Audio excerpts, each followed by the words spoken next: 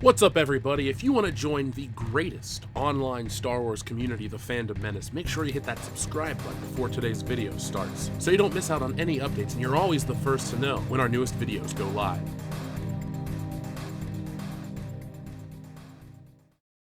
The following is a world-class Bullshitters exclusive. Interest in Star Wars is at an all-time low. After 4 years of disappointment, divisive films, dicky directors, and desperate denizens of the media attacking us, we're ready to throw in the towel. Our apathy couldn't come at a worse time for Lucasfilm, because we're in a film year for Star Wars, and the general consensus seems to be meh. After the poster leaks failed to ignite the internet, after the trailer from Celebration failed to outperform Spider-Man, and after the hype of Star Wars died after The Avengers was released, we get a new official look at Star Wars Episode 9, and nobody cares. The newest issue of Vanity Fair is about to be released, and its cover story is centered around Star Wars Episode 9, The Rise of Skywalker, the giant film that can't. In it are a handful of new images, new tidbits about the film, and an article. A very interesting article. A very telling article. An article that exposes the hypocrisy of J.J. Abrams, the stupidity of Kathleen Kennedy, and the futility of this new Star Wars from Disney. This article is so densely packed with information that it acts like a roadmap for how we got from the glory of George Lucas to the crap Disney stamped Star Wars onto and charges you $15 to see. Because the article is so filled to the brim with an insight into why Disney Star Wars sucks, I've decided to take the article and break it into 3 parts. A trilogy, if you will. Today's video is focused on the ego and inevitable failure of J.J. Abrams.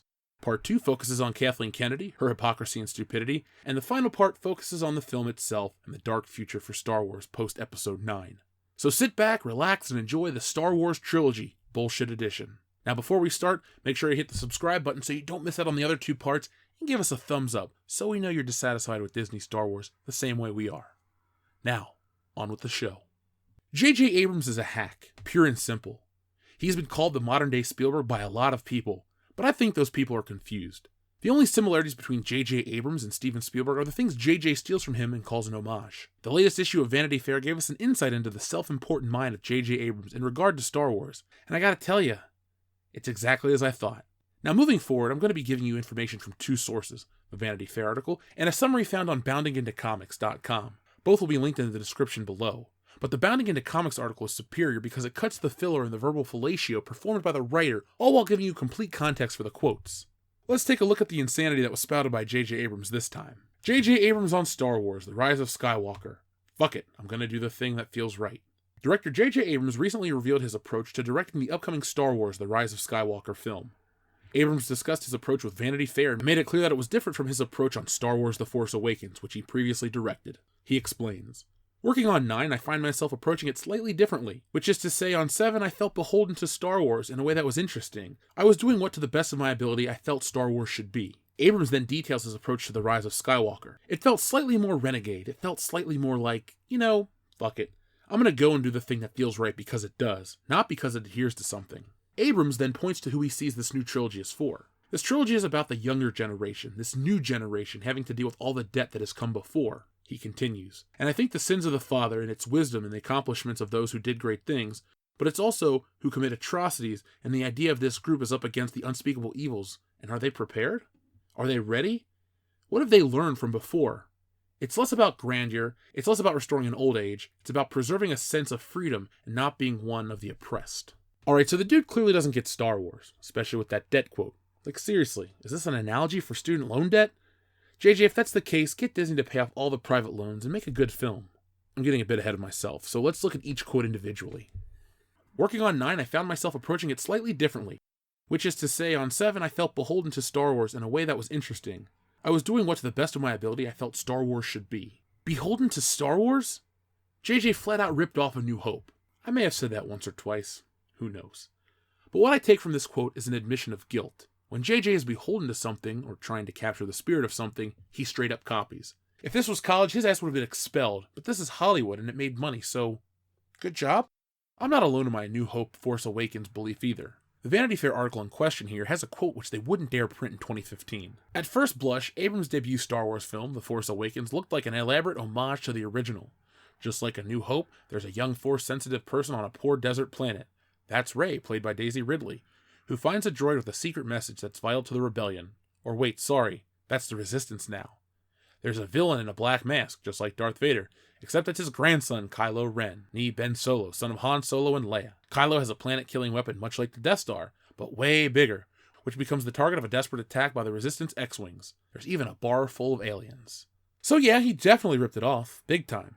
I don't think I need to say anymore. Next quote. It felt slightly more renegade. It felt slightly more like, fuck it. I'm gonna go and do the thing that feels right, because it does, not because it adheres to something. So he's following Obi-Wan's advice and doing what he feels is right, of course. Isn't that just ripping off other works? I mean, from what we saw in the teaser for Episode 9, there are a lot of similarities to other Star Wars films already, and I'm sure, based on previous Abrams films, Into Darkness, he'll just borrow from other parts and make it worse too. This trilogy is about the young generation, this new generation, having to deal with all the debt that has come before.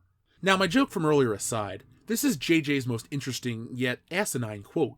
In theory, I really like the idea of these characters paying for the actions of the original trilogy. There's just one problem.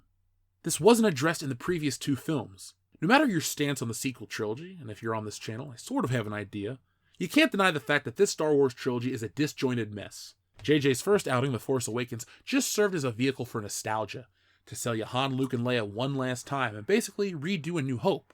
There was no story, no continuing thread outside of handing Luke his lightsaber. I mean, Rey completes her arc in one film, and the other main characters don't have one. Looking back at the original trilogy, Luke's just starting his journey to become a Jedi like his father before him, so we know there's more for him in the next film. Han went from a smuggler to a hero of the rebellion, but we know people are on the hunt for him because of the price on his head, courtesy of Jabba the Hutt. So, there's potential for that. In regards to Leia, the rebellion just had their biggest victory to date, but Vader and the Empire are still out there. So we'll learn how she becomes a better leader now that her home planet is destroyed. What about the rise of Skywalker as a continuing thread from The Force Awakens? Nothing. Why is that? Rian Johnson in The Last Jedi. Thanks, dude. Your subversive bullshit killed any semblance of a trilogy. If you think that was all part of the plan, I have a bridge to sell you. Remember, JJ wasn't the original choice to direct this film. It was a one and done for him. Colin Trevorrow was the first director attached, but after behind-the-scenes drama, he left and JJ came back. Don't fall for the trick by believing he's closing out his saga because he has more to say, and this is a can't-miss addition to the Star Wars universe. That's a lie. And here's the final quote from JJ that I want to get into. And it's the sins of the father, and it's the wisdom and accomplishments of those who did great things, but it's also those who committed atrocities, and the idea of this group is up against unspeakable evil. And are they prepared? Are they ready? What have they learned from before? It's less about grandeur. It's less about restoring an old age. It's more about preserving a sense of freedom and not being one of the oppressed. This would all be fine and dandy if we knew how the First Order came to be. They're the Empire 2.0, only weaker.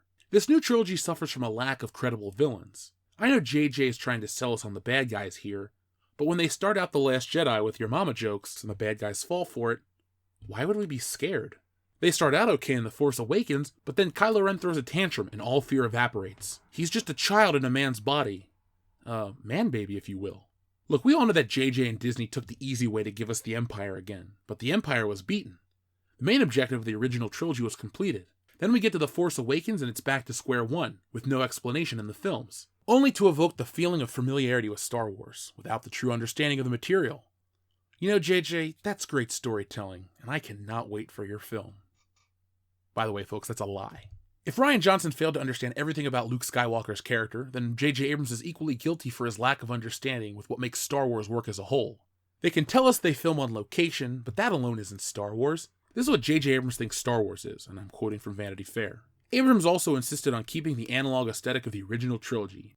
Those aliens had to be latex and yak hair, not bits and bytes, and everything possible was shot on location using film cameras, not digital ones. Even Lucas had abandoned the approach by the time he made the second Star Wars trilogy, but many fans consider those movies to be a cautionary tale. Famously, the prequels were mostly green screen environments, Abrams says, and that was George himself doing that, because I just remember when you're in the snow on Hoth, when you're in the desert on Tatooine, and you're in the forests of Endor. It's amazing. You put a evaporator here, and all of a sudden, almost any natural location suddenly becomes a Star Wars location. I appreciate your optimistic yet simplistic appraisal of the situation, but calm down, JJ. He sort of understands how Star Wars looks, but the spirit of Star Wars, that's a challenge for J.J. Abrams. Force Awakens, Star Trek, and Star Trek Into Darkness really show what J.J. Abrams is capable of, taking other people's work and claiming it as his own. If there's a positive way to close out this video, this is it. J.J. Abrams is a bullshit artist. He's very good at telling you one thing, but fails to deliver anything.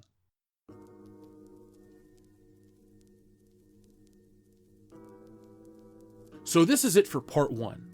but you do not want to miss out on part 2 and 3. Next time, we get spicy with Kathleen Kennedy and her MCU comparisons, and we take a deeper look at the lunacy of Lucasfilm. Then part 3 is the problem with episode 9 as a whole, and how this Star Wars was always dead on arrival. So I find these sorts of things interesting. Anytime there's a news article about a Disney Star Wars film post The Last Jedi, people aren't excited as they once were. Now that the Avengers are over, and the next big film is Spider-Man, and that's really about it in terms of what geek culture would be thinking about, you would assume, and maybe rightly so normally, that Star Wars would be in the hearts and minds of everyone, but that's just not the case anymore. And that's all the doing of Lucasfilm and Disney. Being very adversarial towards the fans has not worked. Do you remember all the shit we went through, all the blames, all the lies, all the assumptions that they made about us because we didn't like how a movie was made? Well, it's now coming back to bite them on the ass. We've talked about Solo last year and that was a failure. We've talked about how The Last Jedi pissed off people. We've talked about the video games and all these other decisions that Disney and Lucasfilm have made poorly and how they've hurt Star Wars. And now they're scrambling to the finish line to try to fix everything before the streaming service comes back. And they want to sell you on The Mandalorian and the Cassian Andor series and whatever the hell else comes from Star Wars. I don't think it's going to work. If we look at this article, and I think you should all go and read it, you'll see how this is all one big sycophantic circle jerk. This is them trying to sell you The Force Awakens again, and it's just not going to work. The hype for The Force Awakens was only matched, actually topped, by The Phantom Menace, which is about 20 years old as of this recording. You hadn't had a Star Wars film since Return of the Jedi, so anticipation was high. We were going to learn about how Darth Vader became Darth Vader, and it was going to be crazy, and it wasn't. We'll talk about that later.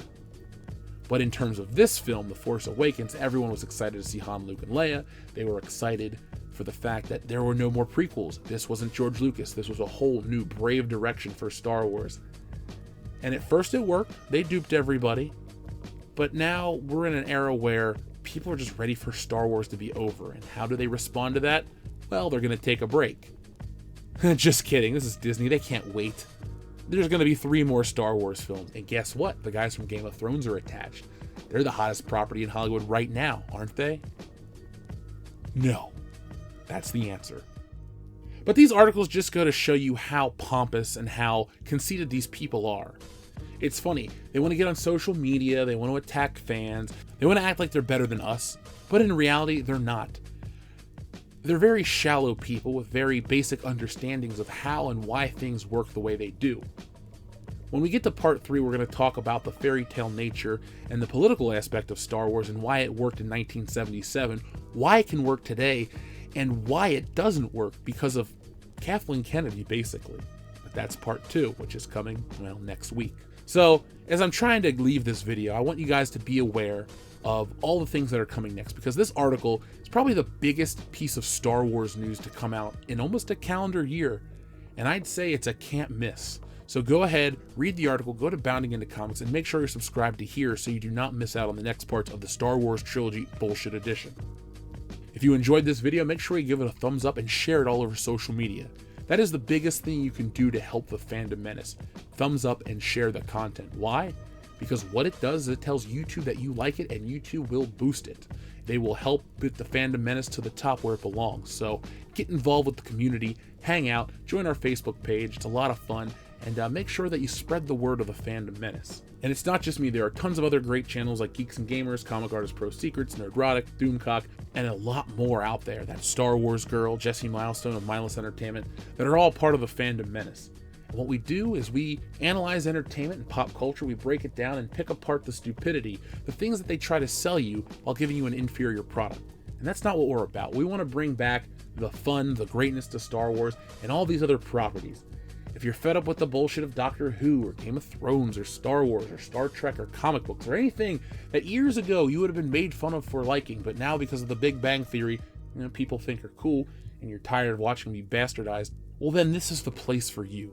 And if you're a super fan of world-class bullshitters and you like what we do, we got a Patreon page. $1 a month helps, but $5, which is only 17 cents a day, gives you access to exclusive content. You got a bonus podcast every week after the main World-Class Bullshitter show, and you get all kinds of cool digital stuff the higher tiers you go. So if that's something that interests you and you really want to help us grow, well then get involved with that. And we got a ton of stuff, hundreds, thousands of hours at this point of content If you join now, good luck trying to watch all of it through the year. So in closing, we're getting closer and closer to Star Wars literally by the second. That's how time works. But as we get closer and closer to the thing that we're supposed to be excited for, I feel emptier and emptier on the inside. Not because I'm some old guy who's angry at life and hates everything that's supposedly fun, but I'm a guy who's sane and just hates watching something that was so awesome be turned into crap. And thankfully, most people are sane out there. But as long as the access media and places like Vanity Fair verbally blow Star Wars movies, we're gonna be stuck with crap like J.J. Abrams and Rian Johnson and Benioff and Weiss. So if you're not into that, do what you gotta do. I don't call for boycotts here on this channel. I just tell you guys to think the way you want to think and listen to what we have to say. And here's the thing that I want you to take away the most from this. No matter what, no matter who gives you shit online, no matter who tries to start stuff, if you have a different opinion on Star Wars or entertainment in general, always be excellent to each other.